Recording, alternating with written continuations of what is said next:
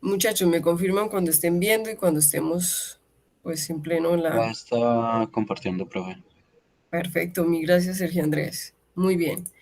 Entonces, estamos grabando también. En la clase pasada habíamos definido que en el enfoque del error, cuando estamos haciendo validación, definimos cuando las mediciones que hacemos son veraces, precisas y si cumplen con las dos, exactas. Creo que habíamos quedado en el análisis de la diana, donde definíamos la precisión, la veracidad, o lo que muchas veces en veracidad decimos sesgado o insesgado. ¿A qué se refiere sesgado o insesgado? Si es veraz, como se le puede determinar un sesgo, se dice sesgado, y cuando no tiene veracidad, se dice insesgado, es decir, veraz o no veraz. ¿Estamos de acuerdo, chicos? Sí, profe. Perfecto. Entonces, eh, yo no sé si es claro, pero entonces teníamos, por ejemplo, los valores. Tenemos unos valores y esos valores nos dan una frecuencia en la que esos valores nos dan. Generalmente cuando hacemos una medición, chicos, las mediciones inclusive, eso se presenta cuando los valores no son controlados, manipulados o cuando los valores son inherentemente de una experimentación, siempre tienden a dar normal, es decir, comportamiento normal.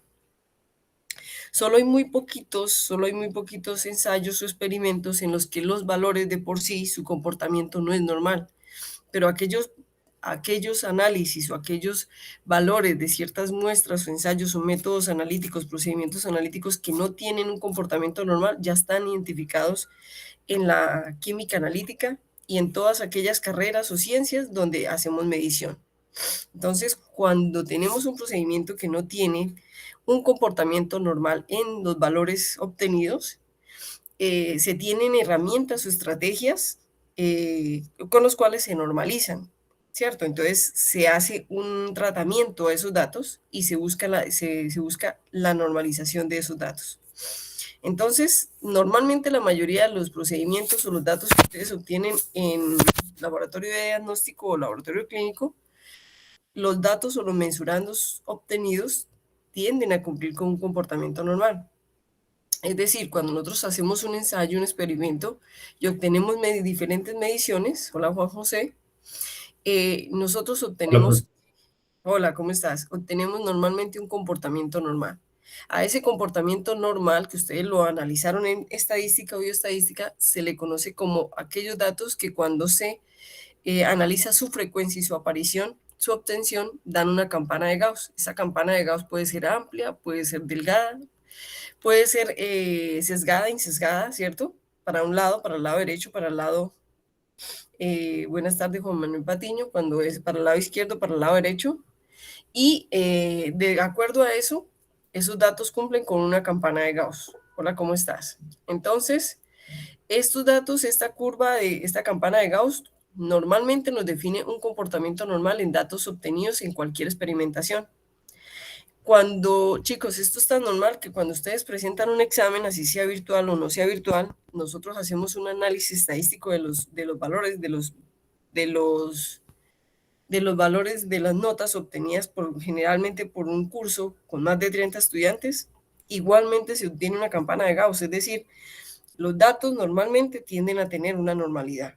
Inclusive, ustedes dirán, profe, pero ¿cómo es posible que si yo tengo un excelente profesor y ese excelente profesor nos enseña y todos sacamos una buena nota, cómo que se sigue cumpliendo la campana de Gauss?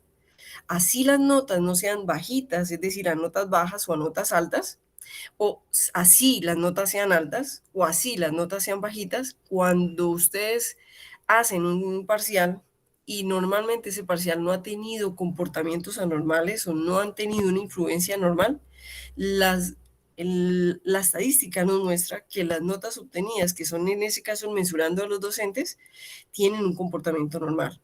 Así la campana se muestre delgadita o así la campana se muestre ancha y cubra valores desde 0 hasta 5. Eso es solamente para decirles, chicos, que generalmente los datos obtenidos en cualquier experimentación y en la mayoría de los procedimientos tienden a tener un comportamiento normal. ¿Ok? Entonces, ¿eso qué indica? cuando nosotros tenemos una campana de Gauss, la campana de Gauss nos da una media. Esa media es el valor obtenido o la media aritmética. Esa media aritmética que en Excel le conocemos como promedio o average cuando está en inglés, esa media aritmética nos indica la media de los datos obtenidos, que es un parámetro de estadística descriptiva. A ese parámetro de estadística descriptiva y a los datos obtenidos dentro de la campana de Gauss, es decir, que tienen un comportamiento normal, le podemos sacar otros parámetros estadísticos y parámetros metrológicos que me definen la precisión, como que la precisión, la desviación estándar, el coeficiente de variación y la varianza, ¿ok?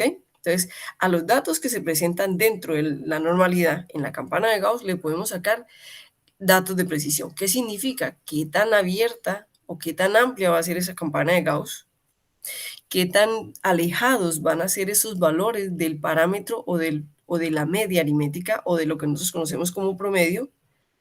Y con respecto a un valor de referencia, que es esta lineecita que está acá, le podemos definir la veracidad o lo que nosotros podemos cuantificar con la veracidad se llama el sesgo, el error, y por eso podemos decir que un valor es sesgado o insesgado cuando tenemos veracidad, ¿ok? Cuando le podemos definir su veracidad. Entonces, cuando tenemos veracidad y precisión, podemos decir si es exacto o no es exacto, o si es preciso o si es impreciso, o si es sesgado o es insesgado. Hasta este momento, ¿es claro lo que he dicho? ¿Hasta este momento es claro? Sí, profe. Sí, profe. Perfecto. Entonces, aquí en este diagrama, vengan un momentico, chicos, voy a darle un escape. Ya les vuelvo a presentar. Voy a tratar de arreglar un poquito, de crecer un poquito esa imagen. A ver si se nota un poquito mejor. Yo la tenía más clara en otra presentación, pero no la encontré. Entonces, la modifiqué un poquito para que ustedes la puedan ver mejor. Yo creo que la ven un poquito mejor, yo creo que no se ve tan clara porque es cierto, es una imagen copiada, pero acá tenemos el resultado de un experimento en una medición. Tenemos 4 diferentes estudiantes. En esos 4 diferentes estudiantes nosotros tenemos un valor de referencia que es este que está acá. Este que está acá que dice resultado correcto, yo diría más que resultado correcto, diría valor nominal, valor de referencia o valor de un patrón. Es decir, el valor de un patrón en el cual nosotros tenemos un estándar, un material patrón, un material de referencia que nos dice que ese es el valor que debemos obtener, o un control, ¿ok? Entonces tenemos diferentes estudiantes y a esos diferentes estudiantes se les dijo que hicieran un experimento y que miraran los valores obtenidos. Entonces analizamos los valores obtenidos por cada estudiante y obtenemos las diferentes situaciones que se pueden presentar, como son preciso o impreciso, sesgado o insesgado, lo que decimos veraz o no veraz, ¿ok? Entonces, en ese sentido, nosotros tenemos un valor de referencia y al estudiante A le dieron estos resultados. Al estudiante B le dieron estos resultados, que son estos 4 o 5 punticos que tenemos acá. Al estudiante C le dieron estos 5 puntos que están acá y al estudiante D le dieron estos puntos. Y en esos diferentes 4 estudiantes podemos ver las 4 situaciones, que pueden ser diferentes dependiendo de cada analista, en este caso de cada estudiante. Entonces podríamos decir del estudiante A, ¿qué podríamos decir con respecto al sesgo o a la veracidad y la precisión? ¿Qué podríamos decir de él, del primero? ¿Qué podríamos decir de este primer estudiante, chicos? ¿Cómo son sus mediciones? Son precisas, pero no veraces. Exactamente, son precisas, muy bien, Dayan. Son precisas, pero no veraces. ¿Qué es lo que nos dice a nosotros que no son veraces? Lo que nos está diciendo que no son veraces es que se están alejando de ese valor de referencia, ¿cierto? Se están alejando de ese valor de referencia. Entonces, pero entre sí, ellas son muy cercanas. Entonces, esa persona tiene un procedimiento, esa persona tiene una habilidad que hace que todos los valores obtenidos queden muy cerca uno del otro, pero algo debe estar afectando para que esos valores no sean cercanos al valor de referencia. Que puede ser que él esté cometiendo un error, que puede ser que él esté metiendo un error grosero, no lo tenga en cuenta, puede ser que el equipo no esté calibrado, pueden ser diferentes situaciones. Vamos a hacer el del estudiante B. ¿Qué característica tiene el estudiante B? ¿Qué podemos decir de los valores obtenidos por el estudiante B? Profe, pues que no es preciso ni verás las mediciones del estudiante B. Exacto. Entonces, ¿qué podríamos decir de las habilidades y capacidades de ese estudiante?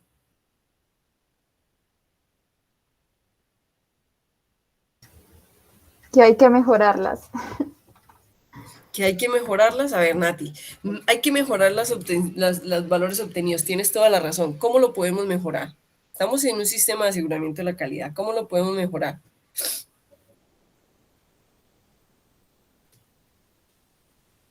Profe, pues yo creo que sería mirar ese proceso que se lleva a cabo, pues cómo lo lleva a cabo el estudiante B. Muy bien, Nati, ¿qué podríamos hacer con el estudiante B? Digamos que cuando nosotros tenemos unos valores así como los que ese estudiante nos arrojó, nosotros podríamos decir, hombre, lo primero que yo debería mirar más que el equipo, más que el procedimiento, es al estudiante como tal. ¿Qué podríamos hacer con el estudiante?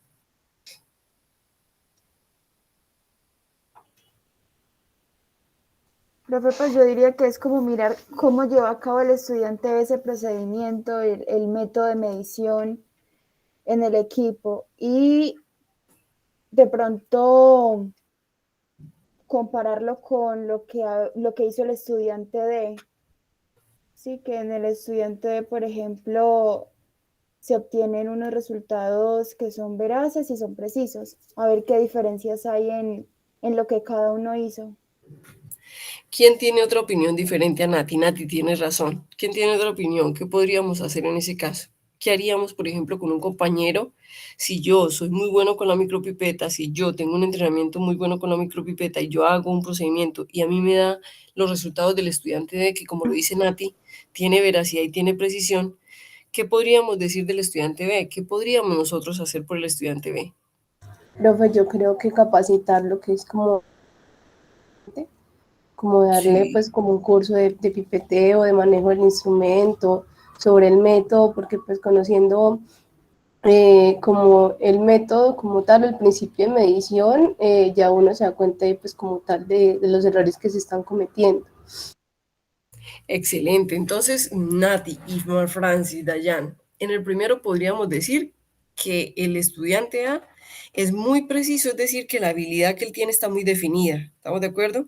Que lo que está pasando ahí es algo que está alejando sus valores obtenidos del valor de referencia. Pero en el estudiante B podríamos decir que puede ser falta de entrenamiento o falta de capacitación en el estudiante. Entonces, miren que con los resultados obtenidos, nosotros podemos, Mar Francis, Profe, dime, perdón, tengo una pregunta.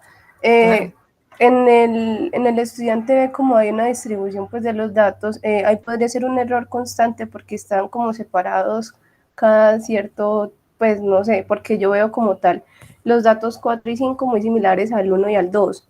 Entonces no sé si eso puede contar como un error constante o no. Es posible, Mar Francis, pero en el momento en el que tú ves esto, en el momento en el que tú ves, por ejemplo, los datos recibidos por el estudiante B, vamos a analizarlo así, Mar Francis.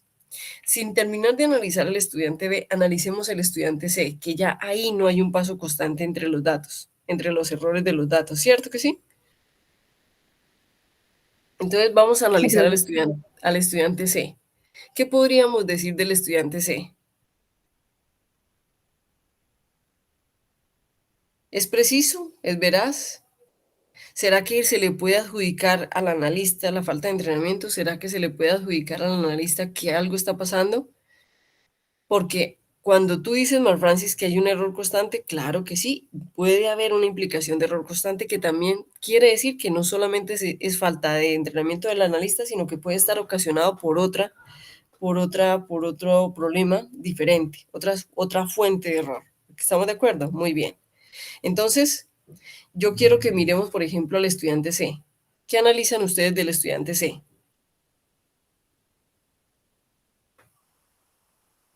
¿Qué podemos analizar, chicos?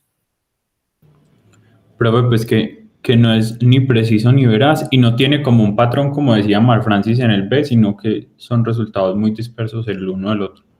Y que son muy aleatorios, ¿cierto, Juan José? Es decir, aquí ya tenemos no solamente aleatoriedad, porque la diferencia con el estudiante B, como lo decía Mark Francis, es que es constante. Entonces, en ese momento, cuando ya tenemos un error constante, ya entonces podemos nosotros decir, hombre, ya aquí no solamente hay falta de entrenamiento, sino que ya le podemos adjudicar. Bueno, entonces la conclusión sería, en el estudiante A en el estudiante B podemos adjudicarlo solamente a la falta de entrenamiento o en el estudiante C.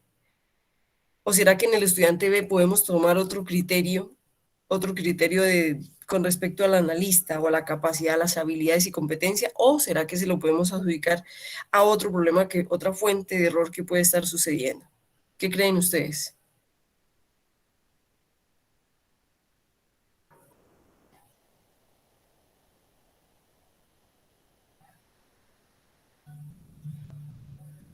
Yo diría que al estudiante B sí se le puede adjudicar pues como otro factor que pueda estar influyendo. Claro que sí, ¿como cuáles? ¿Como cuáles? Tienen toda la razón, ¿como cuáles? ¿Será que puede haber algún reactivo que esté haciendo algo ahí, algún detalle? ¿Será que puede haber algún problema en alguna parte del procedimiento que aparte de eso esté influyendo? ¿Qué creen ustedes?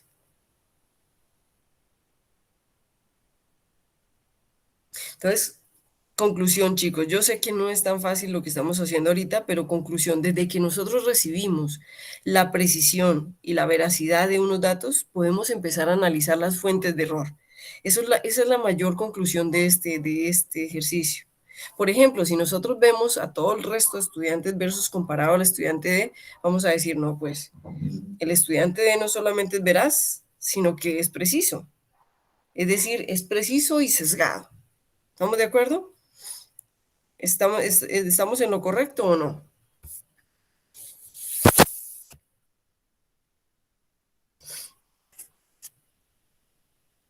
Chicos, y por ejemplo, con el estudiante C, ¿qué determinación tomaríamos? Ahí sí, digamos, Nati Pérez, ¿ahí qué pensarías del estudiante C?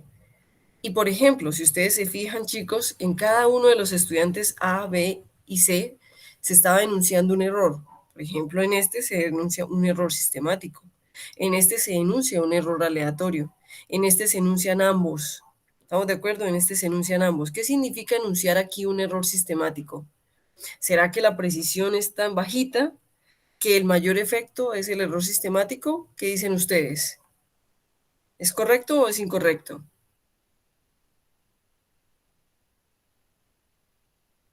¿A chicos? Profe, no lo escuché esa última parte, qué pena. ¿Me podría ¿O volver a repetir? se está interrumpiendo o no? No, creo que es mi internet. Bueno, Nati, no. Ya hemos tomado como una decisión y hemos visto que de acuerdo a los datos obtenidos por un analista, podemos empezar desde los datos a analizar posibles fuentes de error, ¿cierto? Entonces, estamos analizando, por ejemplo, y yo les quería denotar que en todos los ensayos, estudiante A, estudiante B y estudiante C, se denuncia un error. Por ejemplo, en el primero se denuncia un error sistemático. ¿Qué significa que se denuncie un error sistemático? Significa que la precisión obtenida por el estudiante A es tan bajita que el error sistemático es el que se está presentando en alta proporción en ese estudiante. ¿Es correcto lo que yo estoy diciendo o creen ustedes que es lo contrario? Profe, el error sistemático no es el que está asociado a la veracidad. Exacto. Entonces quiere decir que sí hay un mayor efecto porque la precisión de este estudiante es muy pequeña y por lo tanto el mayor efecto, el mayor impacto es el error sistemático, más que el error aleatorio. ¿Estamos de acuerdo? Profe, me confundí. Dijiste que la precisión es muy pequeña. ¿En ese caso sí sería pequeña o sería antes muy grande la precisión?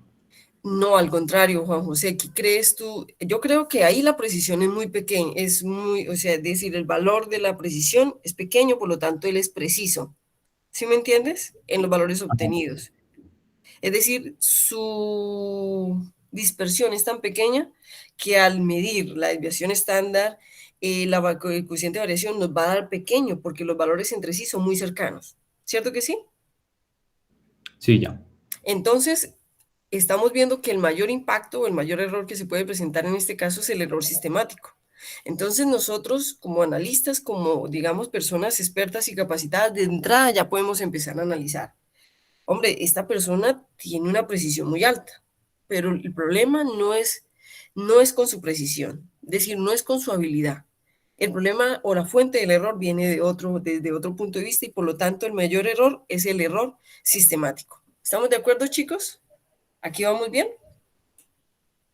Vamos a analizar el estudiante B y el estudiante C.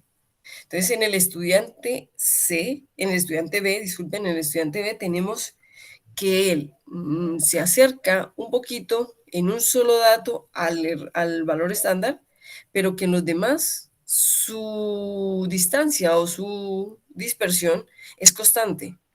Por lo tanto, yo aquí podría decir que él no tiene un gran impacto en el error sistemático, sino que tiene un muy gran impacto en el error aleatorio, es decir, que su dispersión es muy grande. ¿Estamos de acuerdo?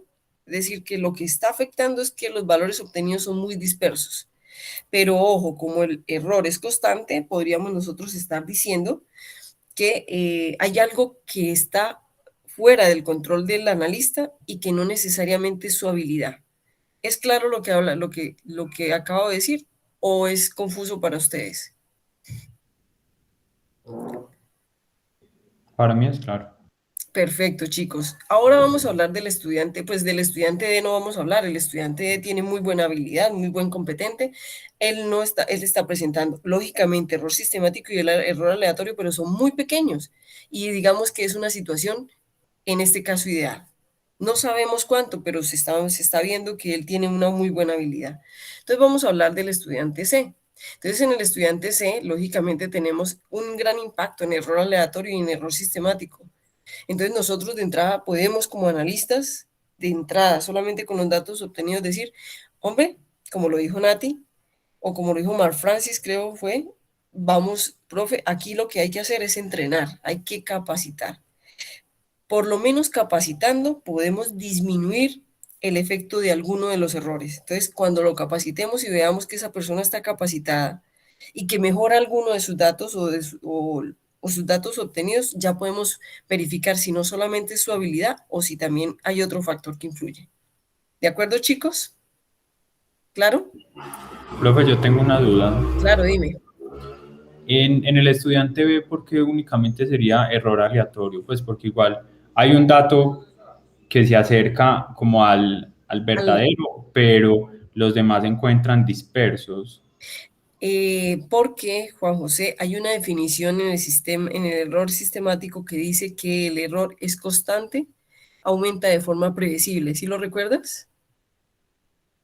Ah, sí. Entonces, aquí estamos viendo, como lo dijo Nati, que el error es constante y va aumentando más o menos de forma predecible. Entonces, digamos que el error sistemático se puede conocer y se puede corregir, es decir, podemos acceder a una corrección, mientras que el error aleatorio, que es su dispersión, sí nos toca analizarla. ¿Sí me entiendes? Sí, profe. Ya. Exacto. Muy bien. Chicos, ¿quedó claro? Es decir, ¿cuál era el mayor fundamento de impacto de esta diapositiva? Era ver que desde que yo tengo los datos, puedo empezar a obtener conclusiones de cómo puedo mejorar. ¿Listo? Muy bien. Entonces, chicos, vamos a hablar de los métodos de medición según las normas que nos dicen que debemos usar en el laboratorio. Yo, Natalia Gómez, he sido y siempre he sido una banderada en presentarle a las personas que formo que uno no debe estar solamente supeditado a lo que le ponen. Es decir, uno debe ser muy bueno, muy competente, pero no debe ser una persona conformista.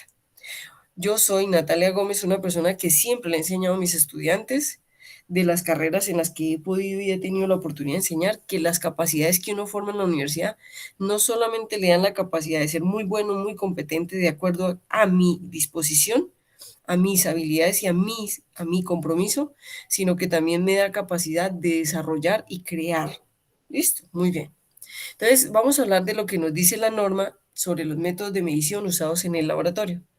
La norma nos dice, el laboratorio y dice con palabra debe, de deber, ¿ok? De algo que se debe hacer. El laboratorio debe seleccionar los procedimientos analíticos que han sido validados para su uso previsto. Entonces, en ese momento, si yo leo en la norma, sobre todo en la 15189, que me dice el laboratorio debe seleccionar los procedimientos analíticos que han sido validados, yo podría entonces pensar que yo no podría utilizar métodos propios, que yo no podría modificar métodos, que yo no podría mejorar métodos ya existentes. Y eso no indica, eso que me está diciendo ahí, no indica lo que yo acabo de decir. ¿Qué creen ustedes que debo yo hacer si mejoro, si modifico o si desarrollo un método propio por necesidad de un cliente o necesidad económica del laboratorio? ¿Qué debo yo hacer para cumplir con ese ítem que me dice la norma 15189? El laboratorio debe seleccionar los procedimientos analíticos que han sido validados para su uso previsto. ¿Qué debo yo hacer para cumplir con él?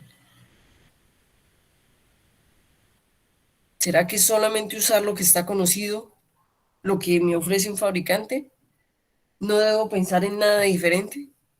¿Qué hubiera pasado ahorita que llegó el COVID, que no se tenía un método de medición, que tocó a todos los laboratorios esperar a que alguien desarrollara el método y empezara a usarlo, sin ser un método de referencia?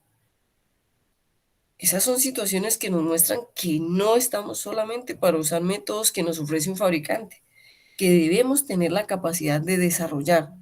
Pero yo sé que tengo la capacidad de desarrollar. ¿Qué debo yo hacer para cumplir con ese ítem que me dice la norma 15189, donde dice que yo debo solamente usar procedimientos analíticos validados? ¿Qué debo yo hacer?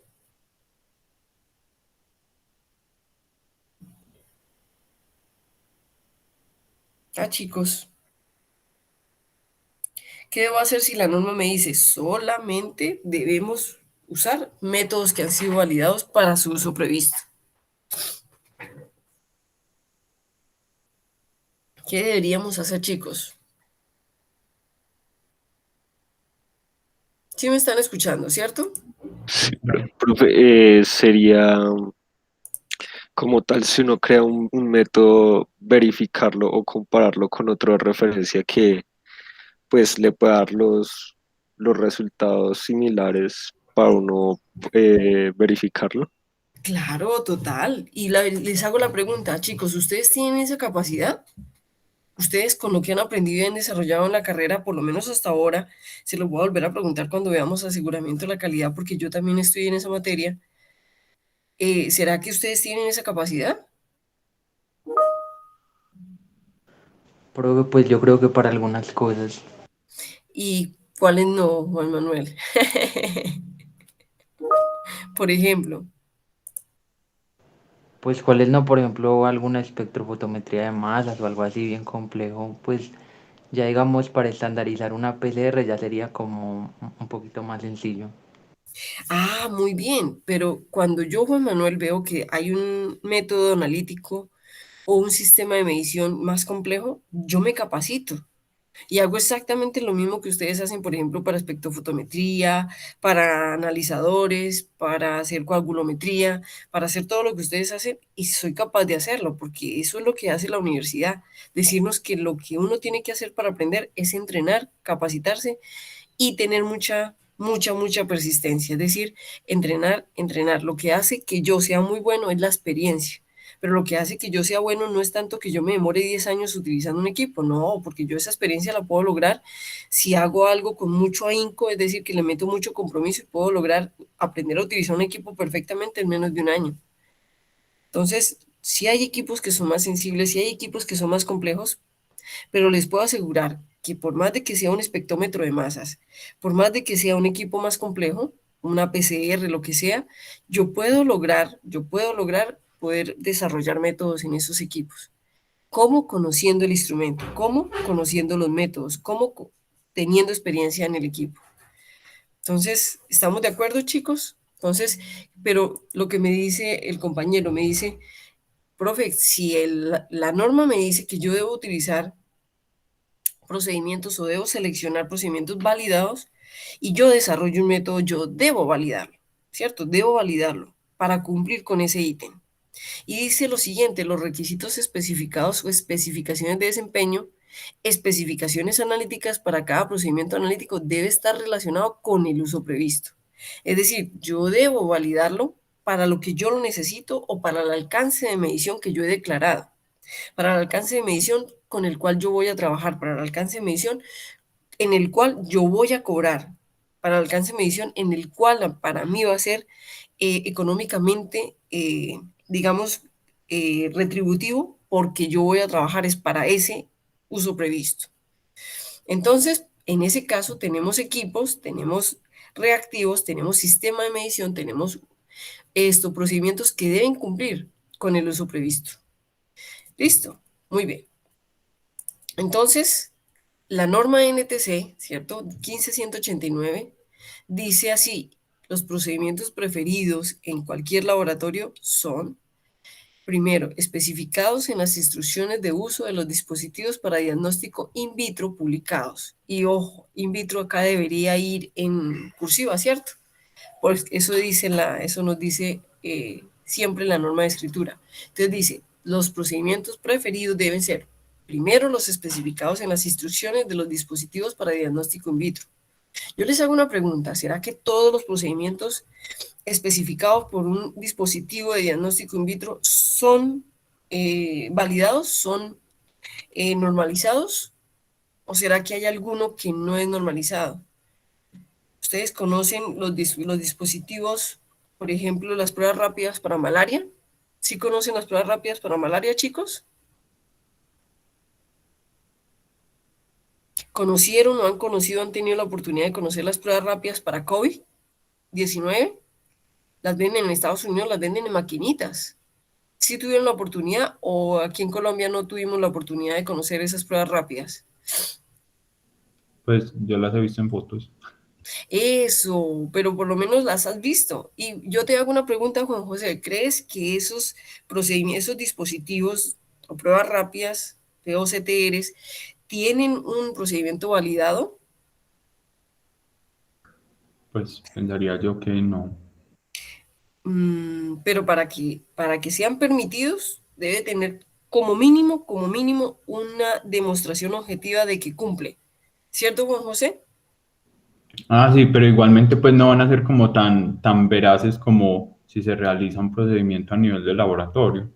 Exacto, y en ese sentido yo me voy a lo que hacemos, por ejemplo, en clínica, chicos. Yo trabajo con los médicos y con el personal de la salud en los procedimientos o en los análisis que se hacen, POCTRs, pruebas rápidas que se le mandan a los pacientes a la casa. Ellos se miden la glucosa y, ojo, eso es un parámetro que les dice a ellos si están bien, están mal, si están cerquita, si están cierto, qué tan mal están o qué tan bien están. Pero cuando esas personas se ven muy mal, ellos tienen que ir a un centro clínico y tienen que acceder a una prueba, a un análisis de diagnóstico lo suficientemente normalizada para que les digan el verdadero estado. Porque esos aparatos son unos aparatos que le dicen sí, o a veces les dicen presencia, ausencia, pero no les dicen el valor exacto. Si nos dan un valor, como por ejemplo los glucómetros lo hacen, ¿cierto? Eso hay que verificarlo, eso hay que contrastarlo con procedimientos de diagnóstico que estén normalizados y generalmente son los que están en laboratorios clínicos. ¿Estamos de acuerdo? Entonces, normalmente cuando nos dicen que son los especificados en las instrucciones de uso de los dispositivos, entonces yo lo que hago, la pregunta es, ¿será que todos los procedimientos que me está vendiendo un fabricante son métodos validados, son métodos normalizados?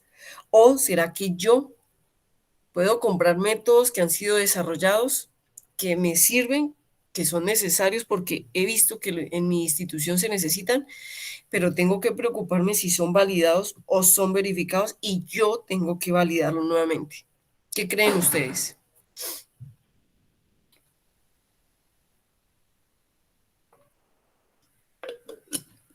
¿Será que todo lo que me vende un fabricante es validado?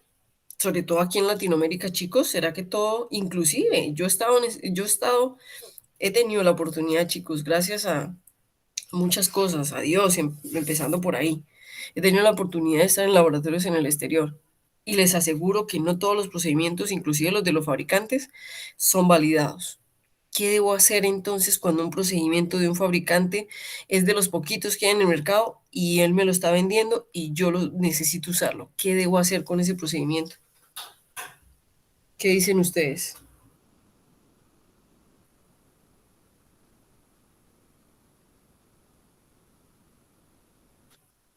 Ah, chicos.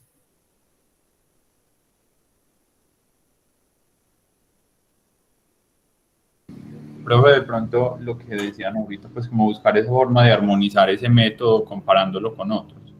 Exacto, entonces yo debo dar evidencia objetiva de que él cumple con los requisitos especificados para el uso previsto. Así de sencillo. Juan José, gracias. Entonces, en ese caso, entonces, siempre tenemos, aunque a mí me diga la norma que yo debo usar o seleccionar métodos especificados en las instrucciones de los dispositivos de diagnóstico, no debo pensar que todos ya están normalizados o validados, sino que yo debo cerciorarme de que cumplan ese requisito.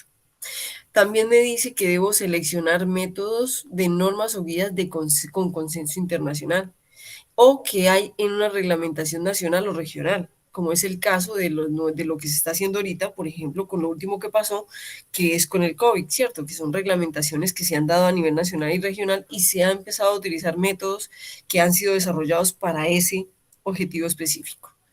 Entonces, pero el método de COVID nos llega y yo antes de poder empezar a vender el hecho de que yo puedo hacer análisis de COVID, yo tengo que validarlo, porque es un procedimiento que acaba de ser desarrollado, yo tengo que validarlo y para saber si yo tengo la capacidad de usar ese método. ¿Listo?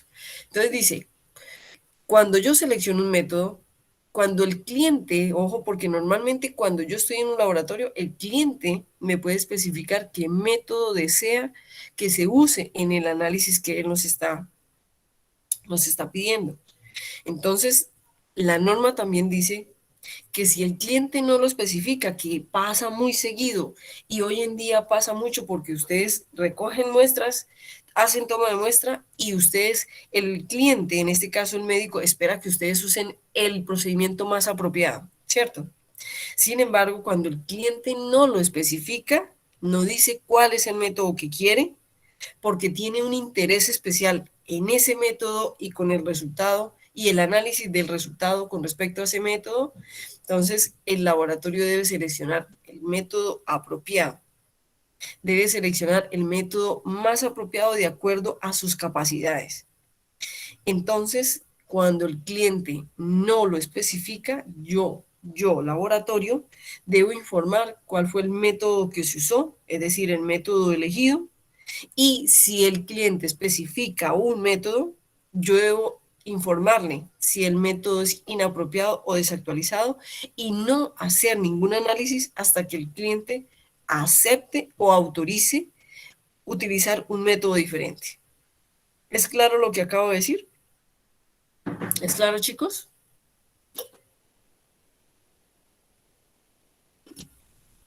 Sí, profe. Exacto. Entonces, ustedes van a convivir en un medio donde generalmente en la mayoría de los laboratorios los clientes no van a especificar el método porque son tomas de muestra y métodos de rutina, ¿ok? Que ya están aceptados y están dados por convención y muchos de ellos ya están validados. Entonces ustedes no van a recibir tan seguido una selección o un requerimiento de un médico que diga, oye, yo necesito que el método que utilices sea tal, a no ser de que sea un paciente, por ejemplo, hematológico, o que sea un paciente que tenga una enfermedad grave, donde el médico prefiera usar un método específico y no un método generalizado o un método aceptado en la mayoría de los laboratorios. Entonces, ese médico debe saber qué laboratorio le hace ese procedimiento y debe pedirlo, debe especificar cuál es el método que él quiere con el cual requiere el mensurando que él está pidiendo. Pero mientras él no lo haga, nosotros lo debemos informar. Entonces, cuando ustedes ven que los reportes de un laboratorio clínico, ustedes ven que se informa absolutamente todo. Se informa el método utilizado, el procedimiento, el rango, el criterio, ¿cierto? Un comentario de criterio clínico, que es ahora también lo exige la norma, entre otras cosas, ¿ok? Entonces, conclusión, si el cliente no lo especifica que se va a presentar mucho, en la mayoría de los casos yo debo informar el método. ¿Para qué? Para que llegado al caso haya alguna reclamación, se sepa y se pueda justificar, ¿listo? Por el método utilizado. Entonces, se pueden presentar desviaciones, es decir, que el cliente me pida que yo utilice un método que está validado, pero que lo pida para otra muestra o para otro espécimen, o que haga una desviación de lo que dice el método. Generalmente los métodos tienen unas especificaciones, entonces el método dice, este método es para medir glucosa en sangre humana, pero puede ser que se necesite para un animal que no esté, por ejemplo, validado. Si vamos a hablar de gaticos y perritos, pues lógicamente ya los métodos han sido validados y ya se están utilizando para gatos y perritos. Si vamos a hablar de gatos y perritos, pues los métodos para analizar leucemia o cómo está la sangre de un gatico y un perrito ya están validados. ¿Por qué? Porque son animales muy comunes. Pero digamos que se presentó que cogimos una zarigüeya. Hombre, y la zarigüeya está enferma y la cogió una persona y viene a mi laboratorio y me dice, hombre, yo quiero que analicen qué pasa con la zarigüeya. Y estoy en un laboratorio de esto, en un laboratorio clínico veterinario. Y entonces llegan y dicen, hombre, pero es que nosotros no tenemos métodos validados para la zarigüeya. Entonces, ¿qué debemos hacer si se presenta una desviación del método? Entonces se debe documentar la desviación, ¿cierto? Si ocurre, se debe documentar y se debe justificar técnicamente y debe ser autorizada y aceptada por el cliente. Hombre, pero es que el cliente fue el que me la pidió, pero antes de pedírmela, yo debo justificarle que la puedo hacer técnicamente, es decir, debo mostrarle que sí lo puedo llevar a cabo. Ese cliente la tiene que autorizar y la tiene que aceptar, porque si no yo lo hago, le metí tiempo, le metí plata, le metí desarrollo y realmente ese cliente no me lo va a aceptar o va a quedar inconforme.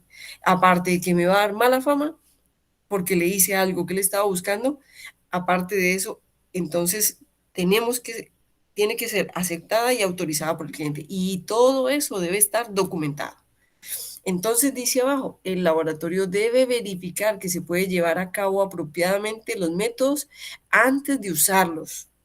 Es decir, no usar un método si no ha verificado que lo puede llevar a cabo, que cuenta con la infraestructura, que cuenta con la competencia, que puede desarrollar el método, que puede mejorarlo, que puede modificarlo. Entonces, eso lo hace asegurando que pueda lograr un desempeño requerido para que el cliente, quien recibe el resultado del mensurando, quede a satisfacción. Entonces, si hay métodos, por ejemplo, que tienen desviaciones, pero que han sido modificadas no por mi laboratorio, sino por un organismo internacional, como por ejemplo el ILAG o la Organización Mundial de la Salud, han modificado un método. Entonces, yo como laboratorio me debo comprometer a repetir la verificación con la extensión necesaria para poder verificar y que cumplo con el desempeño requerido de acuerdo a esa modificación que ha sido asignada por organismos internacionales o por organismos de mayor jerarquía que han dicho que se tiene que modificar el método. ¿Es claro hasta aquí, chicos? Entonces vuelvo y pregunto, ¿será que si a mí me dice que yo debo utilizar procedimientos validados, ¿será que no puedo utilizar o desarrollar o hacer desviaciones en un método? Sí, que me dicen, usted tiene la posibilidad y tiene la capacidad, sí, sí lo puedo hacer, pero debo documentarlos y justificarlos técnicamente, ¿ok? Y a eso me lleva el hecho de que yo sea un profesional de laboratorio, un analista, sea un microbiólogo, sea un bacteriólogo o carreras profesionales afines y análogas que me han dado la capacidad para poder llevar a cabo este tipo de requerimientos, ¿ok? Entonces, dice que la norma dice, el ítem puede ser, por ejemplo, un proceso de medición, un procedimiento de medición, un material, un compuesto y hasta un sistema de medición. Entonces yo debo poder justificar técnicamente y tengo que validar todo lo que me está diciendo. Generalmente lo hacemos con procedimientos de medición y sistemas de medición. No lo hacemos con compuestos, no lo hacemos con materiales, no lo hacemos con procesos. En laboratorio se hace con procedimientos de medición y con sistemas de medición. También me dice la norma que el laboratorio debe obtener información del fabricante o persona que desarrolló el método para confirmar las características de desempeño. Y en este caso me voy a ir a este documento que yo creo que lo guardé acá. Espérenme un momentico. Y ustedes lo conocen y se llama el inserto de uno de los métodos, que en este caso es uno de los métodos que ustedes tienen para el laboratorio. Entonces, acá tengo el inserto, por ejemplo, para la medición de glucosa por GOTPAT, que es uno de los métodos que ustedes tienen. Chicos, ¿están viéndolo? Espérenme, yo me voy para allá. ¿Están viendo el inserto, cierto? Sí, profe. Entonces, el fabricante, que en este caso es Biosystems, que es el de la glucosa por la glucosa oxidasa piroxidasa o que conocemos como GOTPAT, entonces él me debe dar los parámetros de desempeño, me debe dar los parámetros como son la linealidad, la repetibilidad, la reproducibilidad, ¿cierto? Él me debe dar los parámetros de desempeño del método y yo debo verificar que eso se cumple y mis datos deben ser menores a los reportados por el fabricante. ¿Estamos de acuerdo? Pero, por ejemplo, yo voy a aumentar un poquito esto, voy a aumentar un poquito de tamaño esto, porque yo quiero que ustedes vean lo que dice acá. A él me está diciendo, es que el límite voy a bajarle un poquito, chicos, que creo que exageré un poquito, creo que no, pero yo quiero que esté más, espérenme, 300. Acá está, yo creo que ahí ya está. Él me da los parámetros de desempeño como las características metrológicas que son el límite de detección, el límite de linealidad, ¿cierto? Entonces me da la repetibilidad, la reproducibilidad, la sensibilidad y miren en la veracidad lo que él dice. Los resultados obtenidos con estos reactivos no muestran diferencias sistemáticas significativas al ser comparados con los reactivos de referencia. Remítase a la nota número 2. Los detalles del estudio comparativo están disponibles solamente bajo solicitud. ¿Qué quiere decir? Hombre, él no me está dando los parámetros de desempeño como son sesgo, ¿cierto? Como es que me estima la veracidad y que me dice si el método es exacto o no es exacto. Pero mucha gente utiliza los insertos, pero acá dice, los detalles del estudio están disponibles solamente si usted los solicita. ¿Qué creen ustedes, chicos? ¿Qué creen ustedes con respecto a esto? ¿Será que el fabricante debería informármelos? ¿Será que es correcto lo que el fabricante me está diciendo aquí? ¿Qué debo yo hacer en estos casos? ¿Será que la gente sí se fija en esos detalles? ¿Qué creen, chicos?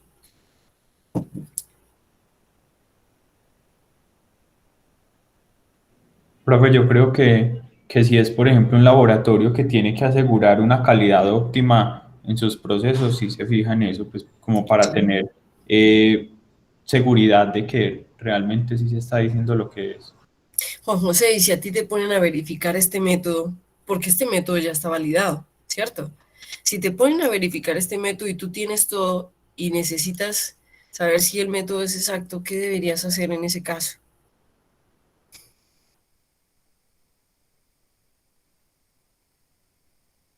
¿Qué creen ustedes que deben hacer? Ustedes tienen proveedores, ¿cierto que sí?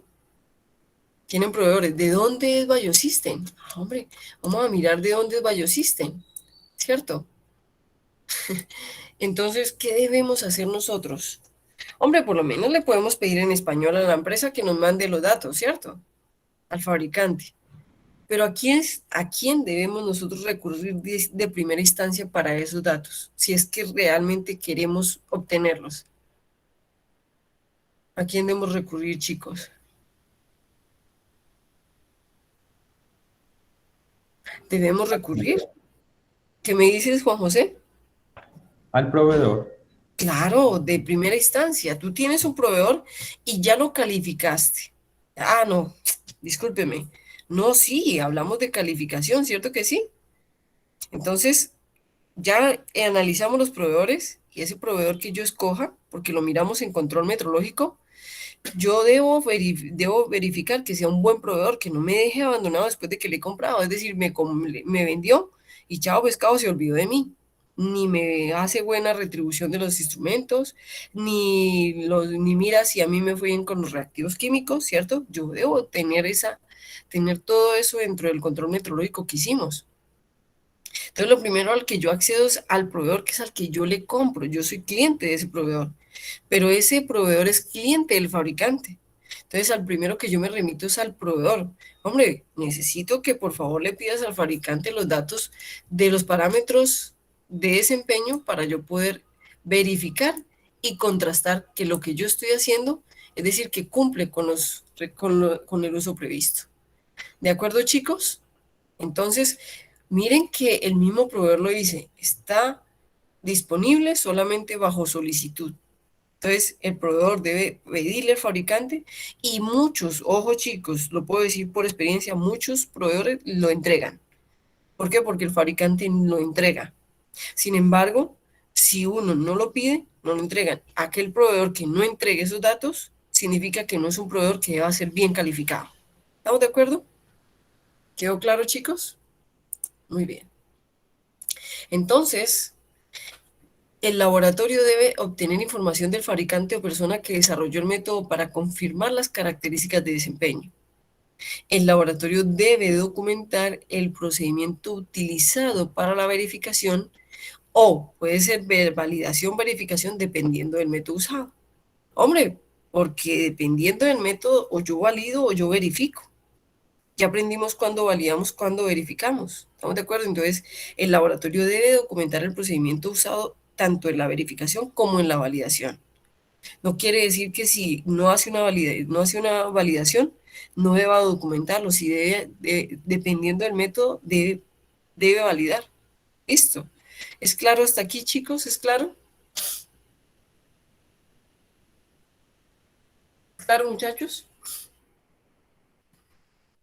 Entonces vamos a volver a aclarar. Tenemos un contraste entre lo que es validación y verificación. Entonces, ¿qué es la verificación, chicos? Es la aportación, como nos dice la norma, de evidencia objetiva de que un elemento dado satisface los requisitos especificados. Entonces, yo cuando tengo un método validado, verifico que él cumpla o satisface los requisitos para el uso previsto. Entonces, ¿qué métodos se validan o se verifican? ¿Qué métodos se verifican? Los métodos normalizados, los métodos desarrollados por laboratorio, normalizados utilizados fuera de su alcance, normalizados modificados. Entonces, los métodos normalizados los verificamos. Y validación dice, es la verificación. Ojo, miren cómo lo establece acá.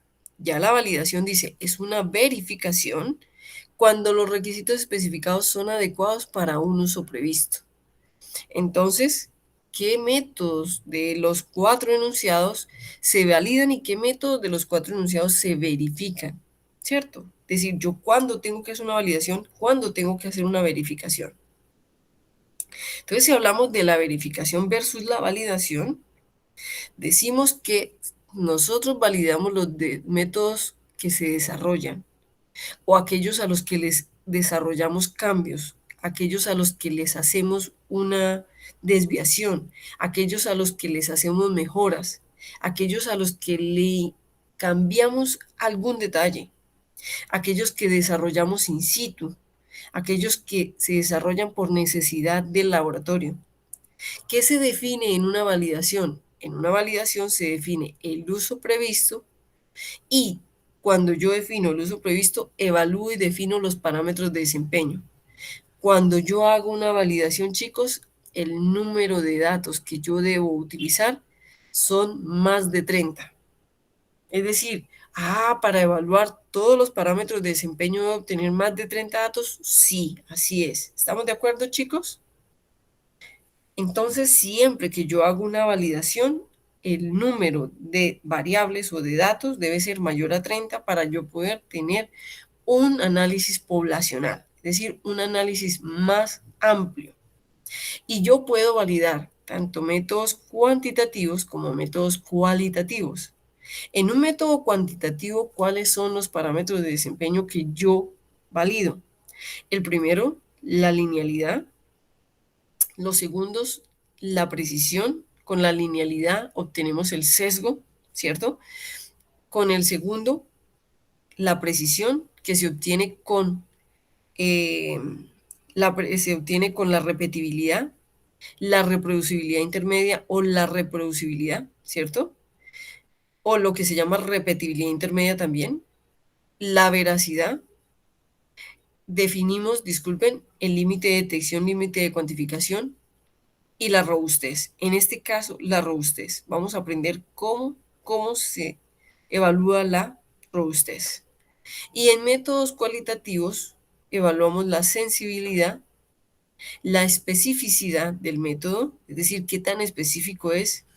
No vaya a ser que cuando yo lo aplique, aparte de que no me da un valor, una magnitud, un valor cuantitativo, no tenga una especificidad alta, porque eso conlleva a que él deba ser evaluado o analizado en su uso. ¿Y qué otra cosa debo evaluar? Los valores predictivos, es decir, cuándo es positivo, cuándo es negativo, cuándo se pueden presentar falsos positivos y cuándo se pueden presentar falsos negativos. ¿Ok? Entonces, esto se llama validación y estos son los parámetros de desempeño, tanto de métodos cuantitativos como de métodos cualitativos. Cuando yo tengo un método cuantitativo, ¿cierto? Y debo validarlo, esos métodos cuantitativos, yo, si no tengo valores, no tengo parámetros de desempeño, lo debo analizar o lo debo evaluar por medio de pruebas de hipótesis que las vamos a aprender. Estas pruebas de hipótesis me dan criterios para aceptar estos métodos que valido. Si no tengo parámetros de desempeño con los cuales comparar, inclusive si tengo parámetros de desempeño con los cuales comparar, utilizo pruebas de hipótesis que son los que me dan el criterio de aceptación de ese método. Entonces, cuando yo evalúo por medio de pruebas de hipótesis, defino el procedimiento de medición, es decir, al final termino definiendo el procedimiento de medición por medio del cual se debe trabajar ese método de medición. ¿Es claro lo que acabo de decir, chicos?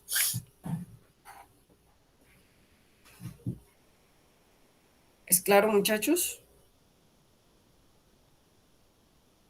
Sí, profe. Les estoy dando un parámetro de de todo lo que vamos a ver. Luego, entonces, cuando yo ya tengo un método validado o normalizado, entonces a esos métodos normalizados yo los verifico. Este método puede ser normalizado, puede ser un sistema de medición de fabricante. Entonces, ese sistema de medición de fabricante debe haber ya pasado por la validación. Si un fabricante me vende un método, él debe haber validado ese método para poderlo utilizar y para poderlo vender. Entonces, esto ya no lo valido, sino que lo verifico. ¿Y qué es verificar? ¿Qué es verificar? Yo debo contrastar que al hacer los análisis, al hacer la evaluación del desempeño del método, los parámetros de desempeño, sea para cuantitativos o para cualitativos, bajo condiciones propias y específicas o especificadas para el mismo método, él cumple con los requisitos para el uso previsto, es decir, que sirve, que se puede usar. Entonces, cuando tenemos una verificación, ya no tenemos que tener unos datos globales o poblacionales, sino que tenemos que tener como mínimo un triplicado. Generalmente, según la norma, recomienda desestuplicado hasta 10 datos, ¿cierto? Para poder hacer una verificación completa. Y a esta verificación, algunos laboratorios, si ustedes lo van a escuchar en el medio, le llaman validación secundaria. Nosotros, los que estamos en metrología, decimos que no se debe llamar validación secundaria, porque esto incita a ambigüedades. Entonces hay gente que dice que esto es validación primaria y hay gente que dice que esto es validación secundaria. Nosotros los que estamos en metrología decimos que esto no se debe usar, pero ustedes en el lenguaje común de los laboratorios van a encontrar que algunos laboratorios le llaman a esa verificación la validación secundaria. ¿Estamos de acuerdo? ¿Hasta aquí vamos bien? ¿Alguna pregunta, chicos? Mami linda, ¿me haces igual? ¿Me regalas agüita? Gracias. Chicos, ¿alguna pregunta? ¿Alguna pregunta, chicos? ¿O hasta aquí es claro?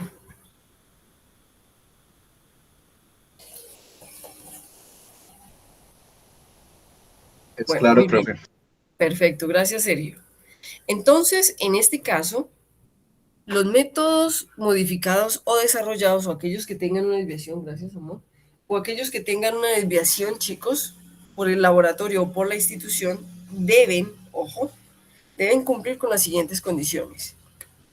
En el momento en el que yo vaya a modificar o a desarrollar un método, yo debo haber planificado esa actividad. Debe ser una actividad que debe haber sido informada y debe ser una actividad totalmente planificada para que a mí me hayan aprobado hacer esa actividad. Es decir, modificar o desarrollar un método. Yo puedo tener la capacidad de modificarlo, pero si a mí no me autorizan, si yo no lo hago por medio de una actividad planificada, no lo puedo hacer. ¿Listo? Entonces es ahí donde mucha gente dice, pero los métodos que nosotros utilizamos son cerrados. Es decir, no los podemos modificar, no los podemos desarrollar. No, sí se puede, pero para poderlos desviar, modificar o desarrollar, cambiar, mejorar, yo debo planificarlo y debo tener una autorización para poder hacer esa modificación. Entonces, yo debo planificarlo y saber sustentar, ¿cierto? La necesidad de la modificación o del desarrollo. O el laboratorio o la institución debe decirme, necesitamos desarrollar un método y queremos que la persona que lo haga sea usted. Entonces debe ser una actividad asignada y desarrollada por el personal competente, es decir, una persona que sea capaz de hacerlo. Juan José, te escucho.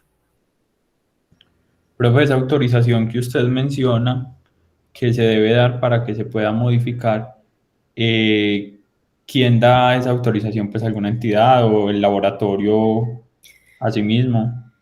No, Juan José, cuando tú estás en una institución, si el método va a ser desarrollado por la institución, el primero que te debe dar la autorización es la dirección del laboratorio, es decir, la parte alta administrativa del laboratorio y el coordinador de calidad o el coordinador de ensayos o el coordinador de análisis, dependiendo de cómo lo llamen en el laboratorio. Listo, son los primeros que te deben dar la autorización. Si ellos te dan la autorización, Juan José, tú lo desarrollas, lo modificas, porque para desarrollar y modificar un método tú necesitas presupuesto. Entonces ellos te deben proveer todo lo que necesitas, la infraestructura, el tiempo, los recursos. Y cuando tú lo desarrolles, si se desarrolla y tiene buena finalización, Juan José, el laboratorio es el que debe someter ese método a otros organismos más, digamos, de mayor jerarquía o de más alta jerarquía para que se analice si el método vale la pena aceptarlo o vale la pena normalizarlo. Y cuando eso pasa, Juan José, es cuando algunas veces los laboratorios son capaces de implementar métodos, normalizar métodos a nivel nacional, regional o a veces a nivel internacional. No sé si fui clara. Sí.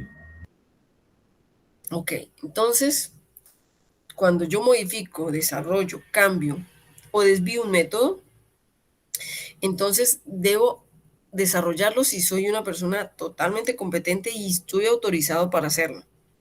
Entonces, cuando lo hago, debo hacer revisiones periódicas de acuerdo a cómo yo vaya desarrollando el método. Debo verificar que cumpla, debo informar si hay condiciones en las que no cumple. Si no cumple, debo verificar o debo analizar cómo cumplir, o si no, hacer esas excepciones a la actitud de uso del método. Mirar si esas excepciones no me modifican o no me afectan la aplicación del método. Y para desarrollarlo, la organización debe proveer todos los recursos necesarios para ese desarrollo o esa modificación, ya sea porque sea de interés para el laboratorio o ya sea porque sea propuesto por el analista y porque le haya demostrado al laboratorio que vale la pena desarrollarlo. y cuando se hagan modificaciones, desarrollos o desviaciones, deben ser aprobadas y autorizadas. Y como lo preguntó Juan José, los primeros que me deben autorizar o aprobar son mi misma institución. ¿Por qué? Porque son los que van a poner los recursos, son los que me van a asignar a mí y son los que me deben aprobar lo que se desarrolló. ¿Estamos de acuerdo, chicos?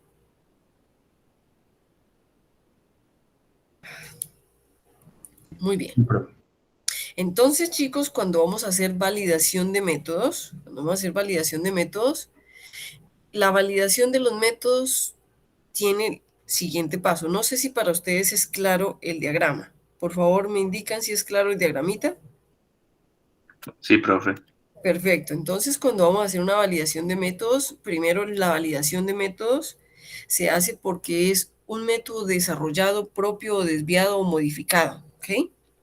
Entonces, se hace porque hay un cliente que es muy buen cliente o que es un cliente que me justifica hacer esa validación, ese desarrollo, o porque yo como empresa, así no me justifique ser un cliente muy prometedor, veo que que puede ser un método muy prometedor y que puede ser un método que me puede generar ingresos, o puede ser un método útil, así no me genere ingresos, también también hay, ¿cómo se llaman? Hay instituciones que no solamente se fijan en las ganancias, sino que también son más, ¿cómo se dice?, más altruistas y pueden ver que ese método puede hacer un impacto a nivel de laboratorios clínicos, no necesariamente generarme un platal, pero puede ser un buen impacto que me puede generar no solamente un buen impacto, sino que me puede generar un renombre a nivel analítico, que también cuesta, que también vale. Entonces, se hace por necesidad del cliente o del medio, que me indica que es un método que vale la pena invertirle tiempo, ponerle personal, incluirle recursos y autorizarlo.